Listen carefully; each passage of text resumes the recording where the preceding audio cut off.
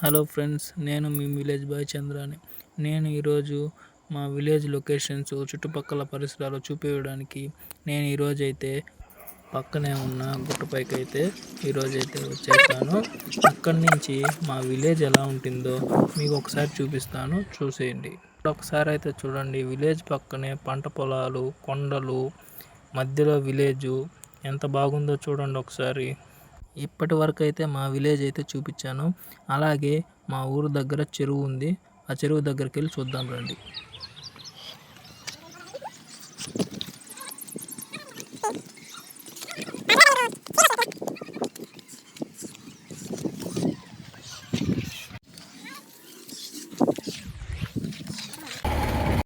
చెరువు దగ్గరికి అయితే వచ్చేసాము.